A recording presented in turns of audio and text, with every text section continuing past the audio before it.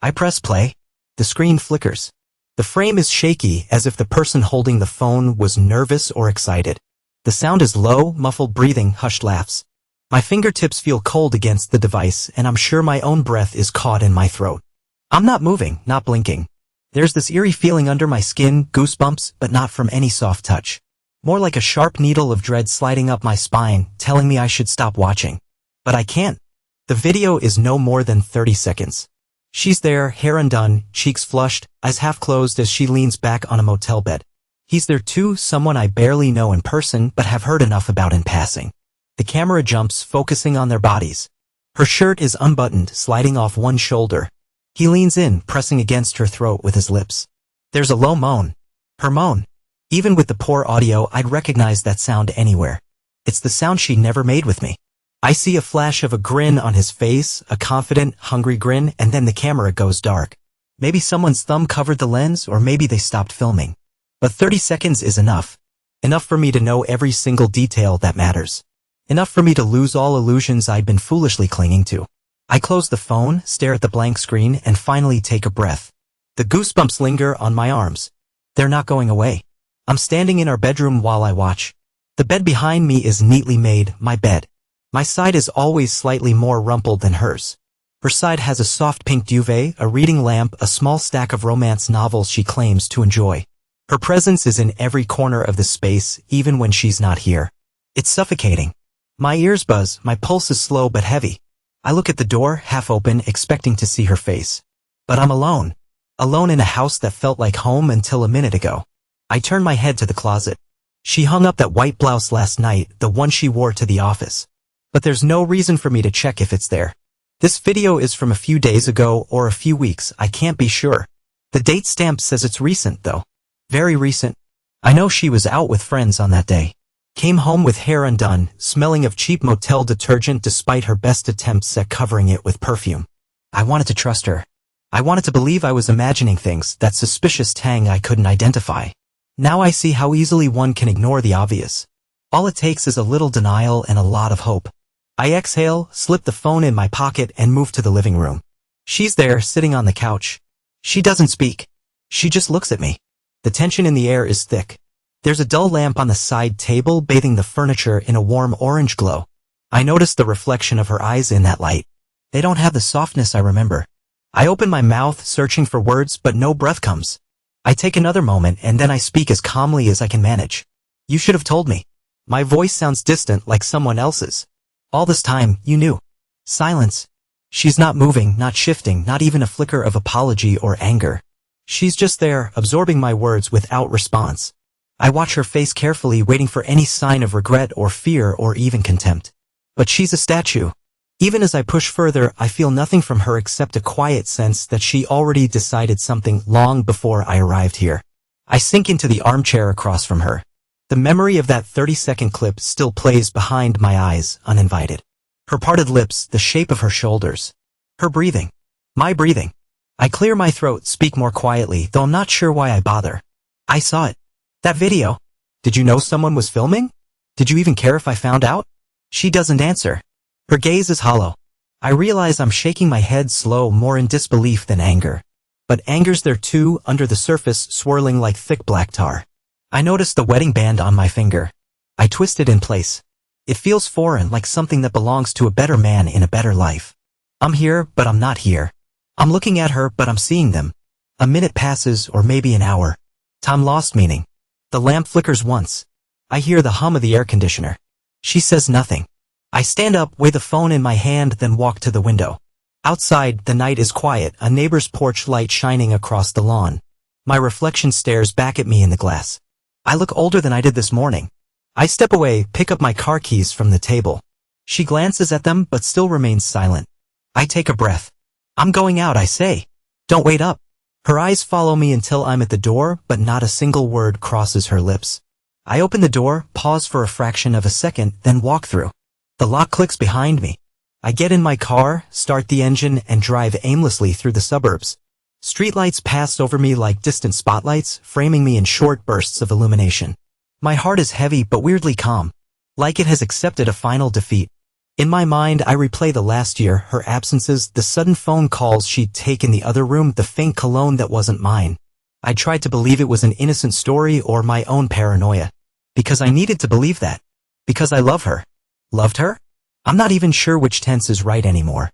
At a red light, I rest my forehead against the steering wheel. Outside, the world keeps going. Someone in a pickup truck honks at a slow driver. Two teens cross the street laughing. A dog barks. Normal life. But I feel detached like a man in a diving bell, watching everything through thick glass, muffled and distant. I think about going to a bar, getting a whiskey, losing myself in that burn. But I don't. I drive until I see the pharmacy, the one with the bright neon sign that never fully turns off. It takes me a few seconds to muster the will to park. I step inside. Fluorescent lights paint everything in a sterile glow. Rows of medication, baby supplies, cosmetics, greeting cards. The overhead speaker plays some soft pop song I don't recognize. I walk to the back, find what I came for. A DNA test kit. My finger hovers over the small rectangular box. I swallow hard, pick it up, stare at the label. At this point, it might be a formality, a final nail in a coffin that's already sealed. But I can't not do it. There's a child in that house I always believed was mine. Because she said so and I wanted to believe her. Maybe I can't rely on her words anymore. But a test is cold, impartial, always telling the truth. And that's what I need. I buy the kit. The cashier gives me a polite smile that I can't return. I push a few crumpled bills across the counter, stuff the box in a bag, and walk out. The night air feels cooler than before, or maybe I'm just numb. In the car, I place the bag on the passenger seat. I notice a trembling in my hands when I grip the wheel. I drive back to the house, half expecting her to be gone. But her car is there, parked exactly where she left it. Inside, the living room lamp is off. Only a faint light from the kitchen reveals her silhouette at the table. She looks up the moment I enter. The silence is more brutal than any words could be. I breathe through my nose, set the pharmacy bag on the counter. Then I approach her. She just watches me. Her eyes are wide, but I can't read them. I speak in a low voice, trying to stay calm. Tomorrow morning. I want you and him tested. I don't specify the child's name. I can't. If I say that name, I might break. I need to know. She nods just once, but still doesn't speak. I stare at her, wanting her to say something, anything, an explanation, a confession, a cruel mocking remark. But she gives me silence. I rub my jaw, feeling stubble under my palm, and stare at the table where we once had family meals. A half-finished cup of tea sits there, steam long gone. I'm going upstairs, I say. The kids are sleeping? She nods again. That slight tilt of her chin, then stillness. I walk past her, hearing the quiet shuffle of her feet behind me as she leaves the room. An invisible knife slices between us, dividing the house into separate worlds. I climb the steps, check on the children, my older daughter and my little boy.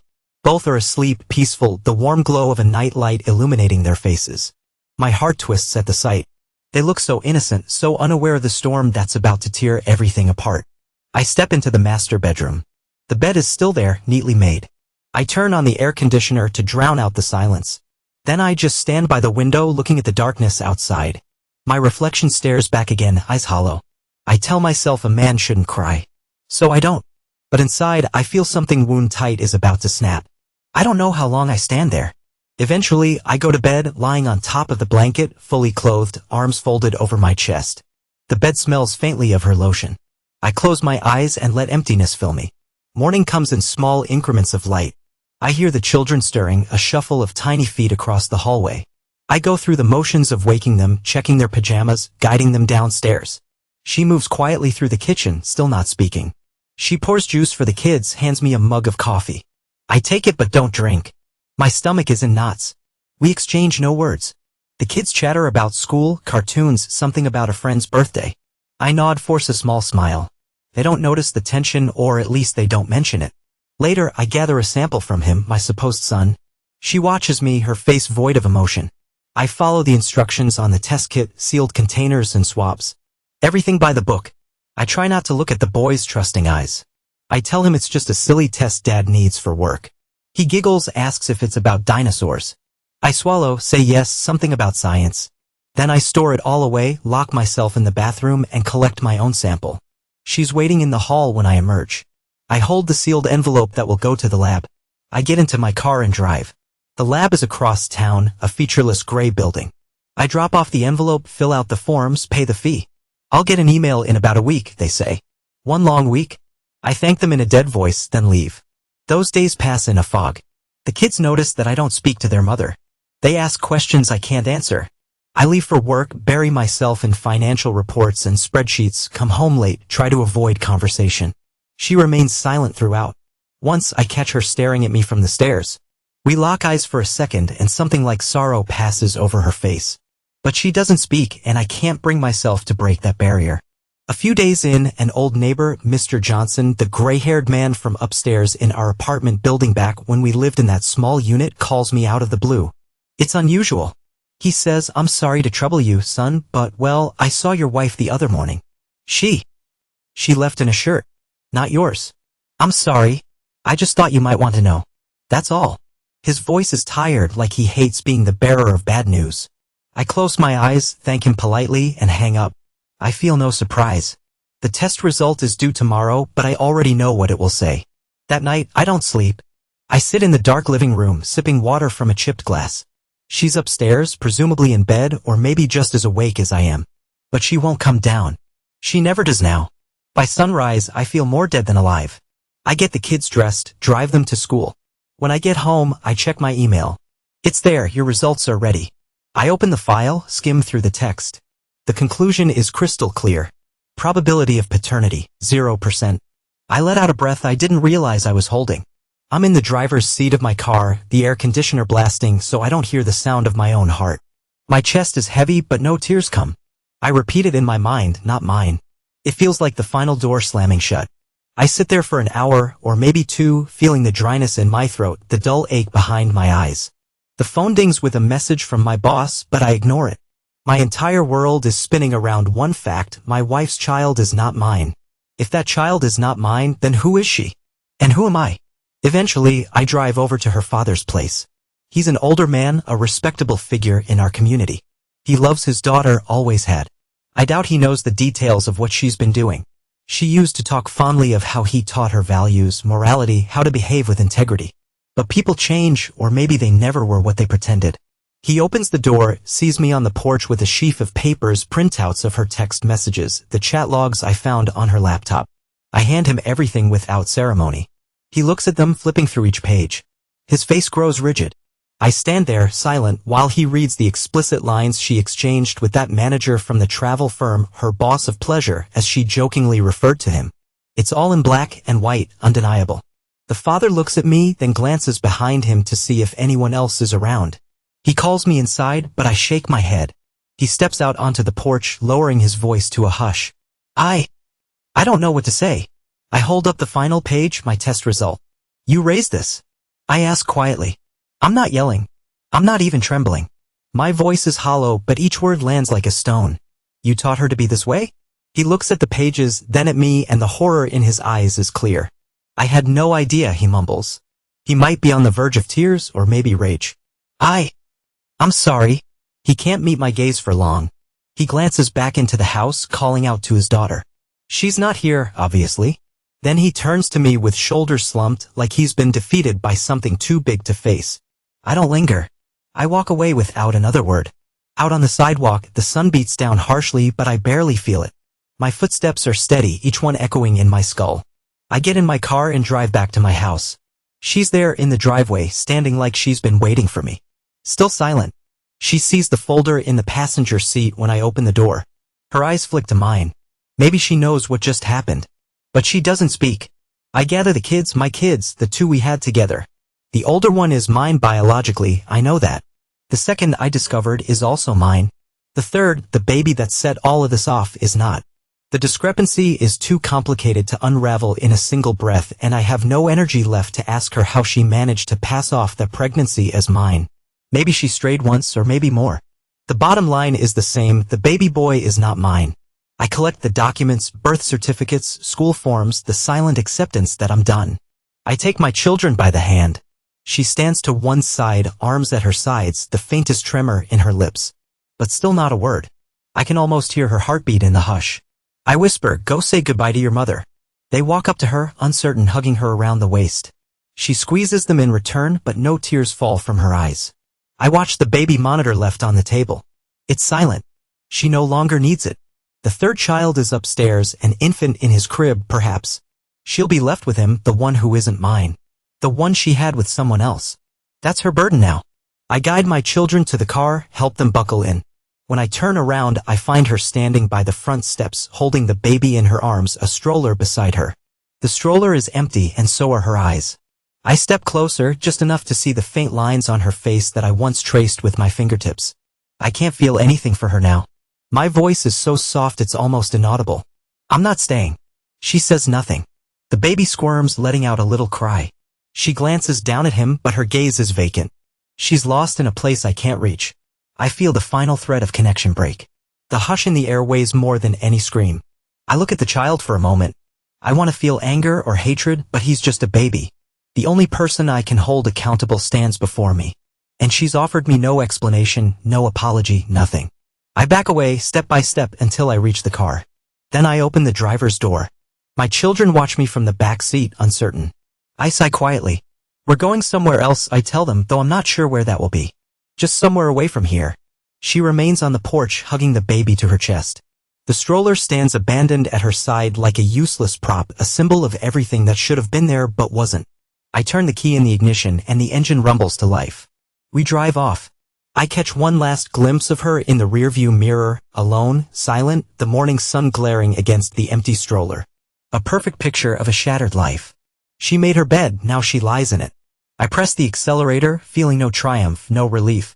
Only a cold emptiness that weighs heavier than grief. I pull onto the main road, past the grocery store, the school, the park. Familiar places that hold too many memories. My daughter asks if we can stay in a hotel tonight. I say yes. We'll do that. She seems relieved in the innocent way children are, as if this is just a fun adventure. My older child is old enough to sense tension, but not old enough to understand the deeper betrayal. For now, I'll pretend it's a temporary trip. We check into a modest hotel on the outskirts of town. A beige building with a flickering neon vacancy sign. The kids run around the tiny room, excited by the novelty of it all. I drop our small bags on the bed, exhale slowly, then open the drapes to look at the parking lot. The sky's turning orange and purple, painting the asphalt in tinted shadows. I can't escape the feeling that this is some strange purgatory, a halfway point between my old life and whatever comes next. That evening, after I order pizza for the kids and switch on a cartoon channel for them, I step outside to the walkway in front of our door. I lean against the railing, gazing at distant headlights on the road. A wave of dizziness passes through me. I brace a hand on the iron bar, bowing my head. The entire day has been a blur of unstoppable movement, like I've been heading straight into a brick wall. Now that wall is here, and I've collided head-on. But there's no dramatic crash. Just a sudden jolt and a quiet aftermath. I hear a vibration in my pocket. My phone. I glance at the screen, a missed call from my father-in-law. I don't call him back. He's probably desperate for answers or for me to come back and fix this. But there's nothing to fix. My marriage is like a building that's collapsed. You don't stand there and glue the rubble back together. You walk away. Or at least that's what I keep telling myself. I watch the cars come and go. There's a slight breeze carrying the aroma of stale fast food from somewhere nearby. Voices drift up from the parking lot, people checking in, asking about local restaurants, minding their own business. I close my eyes for a moment, letting the hum of normalcy wash over me. Then I go back inside. My kids are half asleep, lulled by the gentle glow of the TV. I tuck them in, one at each bed. My daughter curls up with her teddy bear. My older child tries to stay awake, but soon his eyelids droop. I sit there for a long time, just watching them breathe. They're mine, my responsibility, my future. I have to keep it together. For them. The next morning I make phone calls. My boss is startled when I say I need some leave, but he doesn't push me for explanations. I sense pity in his tone, which I hate more than I expected. I gather the kids, we get breakfast in the shabby lobby, cereal, milk, watery orange juice. They're excited by the prospect of no school. I half listen to their chatter, nodding and giving an occasional gentle smile. All the while, my mind is stuck on the woman I left behind. She's alone with her third child, no man by her side. Maybe she can call her lover, that manager who gave her all those compliments and fleeting thrills. Let him cradle her illusions now. I load the kids into the car, decide to drive to a quiet spot outside the city. An old state park with tall trees and a calm lake. We arrive by late morning. The path is deserted on a weekday. The kids run ahead, pointing at squirrels, picking up pebbles. I trail behind, hands in my pockets, replaying everything. The memory of that motel video still flickers in my head. I wonder how many times they met there. I picture her lying on a cheap bed, laughter in her voice, her hair messy, her nails scraping his back. My stomach churns, but I keep walking, keep breathing. A man shouldn't cry. Eventually, we reach a wooden bench near the lake. The water is smooth, reflecting the sky. The children climb on a rock, shouting something about fish. I let them play, keeping watch from a distance. In the reflection, I see my own shape, a stoop-shouldered man, neither old nor young, neither alive nor dead. My wedding band gleams in the sunlight. It feels like a ring of lead on my finger. I consider taking it off, but for some reason I don't. Not yet. I hear a rustle behind me. A fisherman passes by, nodding politely. I nod back. That small interaction feels jarringly normal. I'm used to normal. But normal is gone. Replaced by this internal emptiness I can't begin to describe. As if a large chunk of me is missing. I keep my face blank, not wanting the kids to see. They chase each other across the grass, giggling in the bright morning light. I think this is all that matters now. By mid-afternoon, we head back to the hotel. I order sandwiches to the room. The kids watch more TV. I flip through my phone, ignoring messages from my father-in-law. My mother calls. I answer with a quiet greeting. She immediately senses something in my tone. What happened? She asks, voice concerned. I glance at the kids, lower mine. I'll tell you later. It's complicated. Are you safe? Are the kids okay? We're fine, I say. We'll figure it out. She wants to press for details, but she holds back, respecting my boundaries. I promise to call soon. Then I hang up. I set the phone on the dresser. The reflection in the TV screen shows me, a man with dark circles under his eyes, mouth set in a grim line. I say nothing, do nothing. A part of me wonders if I'm handling this well or if I'm in shock. Possibly both. Late that night, after the children are asleep, I step outside again. I lean against the same railing, stare at the same parking lot. My mind drifts to the possibility of what I might do next. It hits me that I want a moment of closure, a final confrontation with that manager who slept with my wife. But I don't have the energy. And what would I gain? More bitterness? He's not the root of the problem. She is. Or maybe it's me for not seeing this earlier. I run a hand over my face. I feel as though I'm a ghost, wandering in the half-light, stuck in a dimension where the living have no place for me. The only anchor I have are those kids asleep on identical queen beds behind that thin wall. I think about them constantly, about how I'll make their lives stable again, how I'll be father and mother at once. My older boy is old enough to ask tough questions soon. My daughter will need me in ways I don't fully grasp yet. But I'll do it. I have to. The next few days blur together. Phone calls with a lawyer, quiet dinners with the kids, short walks around the hotel. I shift some money from our joint account to a personal one, aware that I'm cutting ties. I arrange for new living arrangements, find a small rental house a few miles away from my old job. It's half the size of our original home, but it feels more honest. The landlord agrees to let me move in at the start of next month. I say yes. One morning, I pack the kids in the car and drive them to see a potential new school. It's not fancy, but the staff is friendly and the playground is big. The principal greets me warmly, eyes flicking to my ring, then to the kids, but doesn't pry. I fill out some preliminary forms. A sense of finality settles over me. I'm building a new life. Without her. A week after I left, I go back to the house. The kids wait in the car. I tell them I need to grab some things. They nod, uncertain, but they trust me. Stepping inside, I notice the living room curtains are drawn. The place feels stale and dim. She's sitting on the couch, the baby in her arms, but there's no warmth on her face. She looks up at me, silent as before, and that emptiness in her eyes sends a chill through my spine. I approach her slowly. I speak in a calm tone, though inside I'm bracing myself. I need the documents for the kids. School forms, birth certificates, all of it. She shifts the baby, stands, and retrieves a folder from the bookcase. She hands it to me without a word. I glance at it briefly, confirm everything's there. Then I look around the room. The walls are full of photos, family pictures from happier days or illusions of happiness. I remember how she insisted on capturing every Christmas, every birthday, every trip to the beach. Now those photos feel like lies. My gaze lands on a framed snapshot of the two of us smiling on our wedding day. She was wearing that white dress, the wind blowing her hair, and I had my arm around her, feeling like the luckiest man alive. I step closer, pick up the frame.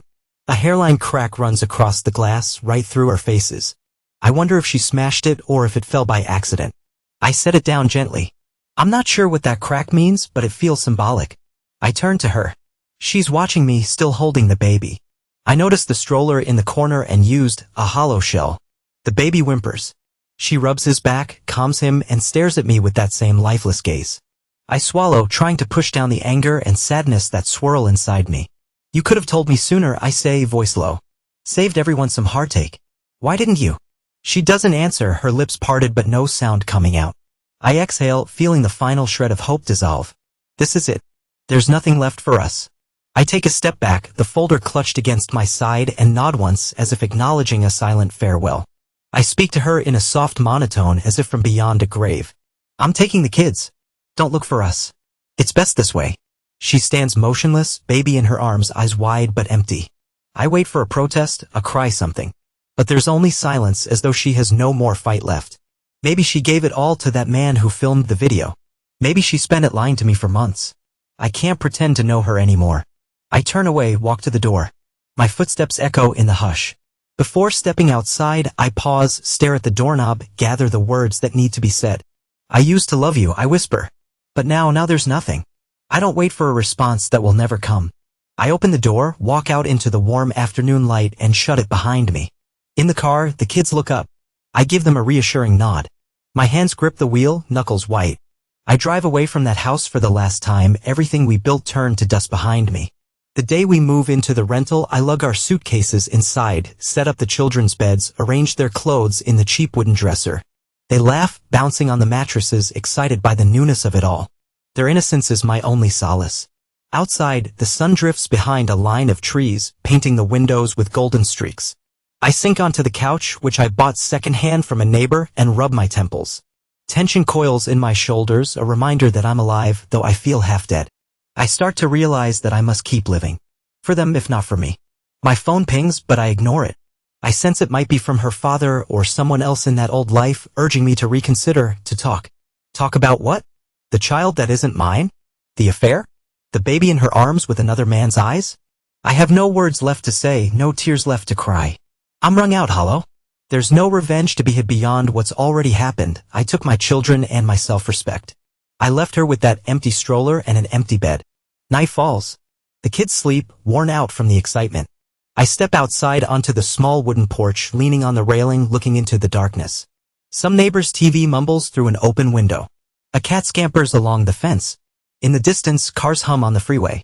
Life goes on, indifferent to the heartbreak inside me. I stand there, letting the night air cool my face. It reminds me of that old phrase my father told me once, a man doesn't cry. He deals with it. So I deal with it. I internalize it. I'm not sure if that's healthy or not, but it's all I know. The next morning, I awake to the sound of my phone vibrating on the nightstand. I check the caller ID. Her father. I let it ring, then check the voicemail. His voice is subdued, apologetic, asking me to call him back. He wants to talk about what's best for everyone, to see if we can come to some arrangement. I don't want to discuss anything. I delete the message. Day by day, the kids and I settle into a routine. I cook them simple meals, drive them to their new school, come home to fill out job applications for a local consulting firm. My old boss was understanding, but I couldn't keep my position in the old city. It was too tangled with the life I've left behind. I find a part-time job to tide me over, just enough to keep bills paid. It's not glamorous, but it's honest work. Sometimes I catch myself stopping mid-step, remembering how she used to hum while folding laundry or dance around the kitchen. Then I shake the memory away. Her ghost lingers, though I try to bury it under the monotony of survival. It's a slow, grinding process, but one day I realize I haven't thought about that motel video for a solid 3 hours. That's how healing works, I suppose. In increments so small you barely notice them. Late one evening, I'm on the porch again, the children asleep inside. My phone buzzes with a text from an unknown number. I open it. It's from her. A single line, I'm sorry. No punctuation, no elaboration. I stare at the screen for a long time, feeling an old wound flare up. Then I lock the phone, tuck it into my pocket, and stand in the darkness, listening to the rustle of leaves in the breeze. An hour passes, then 2. I look at the phone again. No new messages, no second attempt. Just that lonely "I'm sorry" that arrived too late and too empty to matter. I'm not even sure if I wanted an apology. It doesn't change what happened. It doesn't erase the betrayal or the child that wasn't mine. It doesn't fill the hollow place inside my chest. But for a fleeting second, I wonder what she's thinking now, alone in that house, the baby in the nursery, the stroller gathering dust. Does she regret it all? Or is she just lost, same as me? Eventually, I go to bed. My dreams are restless. I see flashes of a life that might have been our children playing in a backyard, me and her sharing a laugh, the ring on my finger meaning something real. Then the images morph into that motel room, her shirt sliding off, a man's grin. I wake up sweating, tears stinging the corners of my eyes. I remind myself a man shouldn't cry. I swallow the lump in my throat, take a few calming breaths, and sit up in the darkness until the panic subsides. Weeks pass. I sign the divorce papers when they arrive. She never contests the custody arrangement. Whether out of guilt or resignation, I don't know. The lawyer expresses surprise at how quickly this is going. I just nod, sign, date, initial. There's something final in each stroke of the pen. By the time I walk out of that office, I feel a surge of relief mingled with sadness. I stand on the sidewalk, blinking in the midday sun, telling myself that I'm free, that I did the right thing. But inside, I'm aware I've lost a piece of who I was, maybe the best piece. That evening, I treat the kids to pizza at a local diner, then take them for ice cream. We sit at a round booth under flickering neon lights. They laugh about flavors, guess the capital of random states, ask me silly riddles. I play along, forcing a genuine smile for them. As we exit, my older child tugs on my sleeve, looking up with worried eyes. "Are we ever going back?" he asks, voice small. I crouch to meet his gaze. "No," I say gently. "We have a new start now." He nods, sniffs, and rubs his nose, fighting tears. I bring him in for a hug. I feel his heartbeat against my chest. I whisper, it's okay to be sad. Even if I can't allow myself to cry, he's still just a child. He can shed the tears I can't. When we get home, the kids retreat to their rooms, lost in a mixture of relief and confusion. I stand in the living room, turning off the lights. The silence is thick but not as suffocating as before. I realize I'm gradually making this place into our home. On the mantle, I've placed photos of me and the kids. There's no trace of her. It's better that way. Eventually, I find enough stability to settle into a better-paying job at a regional office that values my experience. My new coworkers ask polite questions about my family, but I keep my answers brief, guarded. Nobody presses too hard. There's a mutual respect for boundaries among grown men who've seen heartbreak in their lives. Some of them are divorced, some are single dads. We share glances that say more than words ever could. On a day off, I take the kids hiking in a nearby canyon. The wide sky, the dusty trails, the distant hum of wind through the pines, it all feels cleansing. My daughter picks wildflowers, my older boy climbs every rock in sight. I trail behind, letting them lead. Watching them, I wonder if they sense how close we came to crumbling entirely. Or if they just see the present, a father with them, laughing at their jokes, offering a steady hand. Perhaps that's all they need. We reach a scenic overlook. The canyon stretches out below us, a tapestry of greens and browns with a winding river glinting in the sun. I stand there, eyes locked on the horizon, letting the breeze wash over my face. For a moment, I'm seized by a wave of intense sorrow. I want to scream at the emptiness, to call out her name and demand an explanation that might fill the hole in my heart. But I don't. I stay silent, abiding by the unspoken rule I'm not allowed to break. My older boy tugs on my shirt, pointing out a hawk circling overhead. I nod, muster a smile, say, "Beautiful, isn't it?" He agrees, wide-eyed. We remain there, father and children, the wind stirring our hair, the sun warming our shoulders. An image of calm that I never thought I'd find again. By the time we descend the trail and head back, the kids chatter about random topics, school games, cartoon plots, little jokes only they understand. My heart aches to see them carry on with such resilience. I realize they're stronger than I gave them credit for. They adapt. Maybe I can learn from them. That night, as they sleep, I look through old pictures on my phone, scrolling back through the years. I come across the wedding photo. My finger hovers over the option to delete it. I can't bring myself to do it yet. Instead, I set the phone aside. I stare at the ceiling, listening to the hum of the house settling. I think about everything that happened, the video, the silent confrontation, the test results, her father's shock, the empty stroller. That single moment when I walked away with the kids, leaving her behind with a baby that wasn't mine. In my mind, I see her face from that day, unblinking, silent, broken. I close my eyes, swallowing the bitter taste of regret. I'm not sure if it's regret for what she did or regret for trusting her in the first place. Probably both. Over the next months, daily life becomes easier. I enroll the kids in sports, help them with homework, cook simple dinners. I fall into a rhythm of early mornings and quiet evenings. Once in a while, I get a text from an unknown number, likely her or her father. I ignore them. The legal process is done, the dust settled.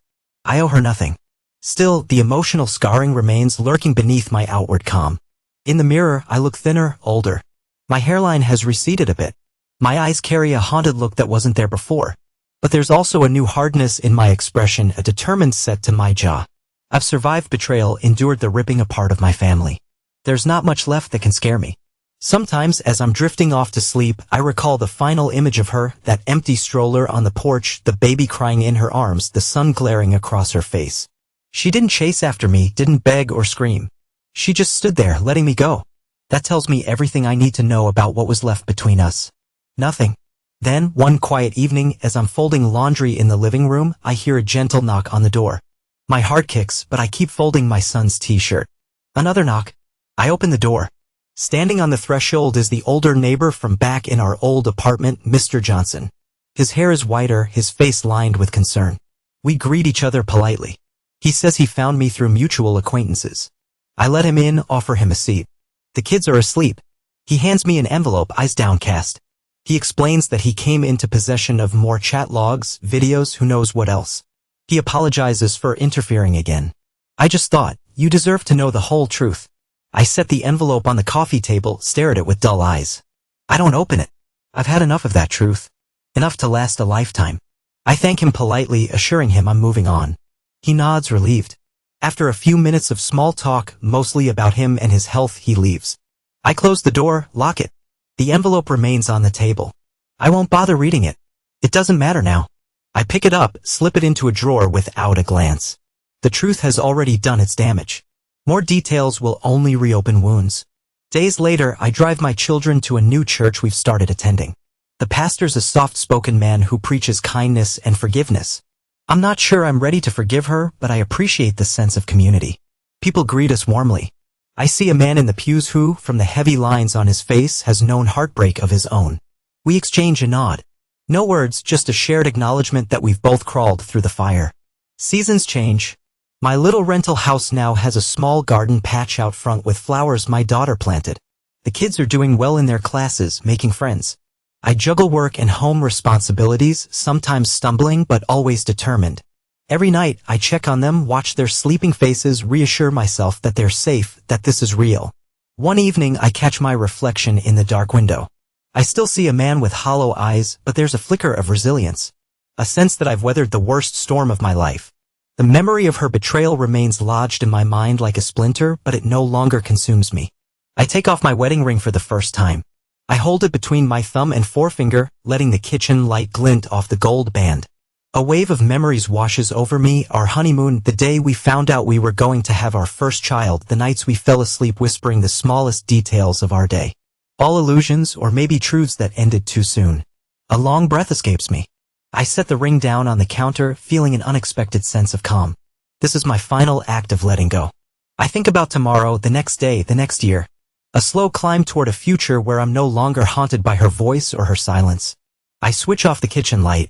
The house settles around me, a soft hush that feels strangely peaceful. The kids are asleep. I'm alone.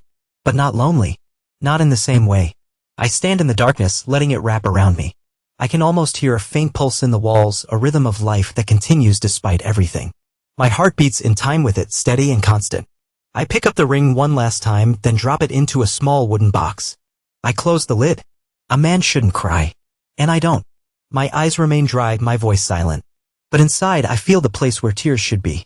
The ache is there, an echo of everything I've lost. My chest rises and falls. I inhale, exhale. The moment passes. Then I head upstairs, away from the old ghosts, away from the memory of her eyes in that final moment. I walk into the darkness. And that darkness no longer holds her gaze. It belongs to me now. The end is abrupt, but I find a strange release in that sudden stop, like a door slamming shut on a chapter one refused to relive. The next step is mine alone, and whatever I decide, it won't include her. I hold onto that quiet victory as I take the stairs, each footfall a beat in a steady march forward. The children sleep peacefully, the night is calm, and for the first time in a long while, I can breathe without tasting bitterness on my tongue. It's enough. I let the darkness take me in, let it be my refuge, because it doesn't have her eyes anymore.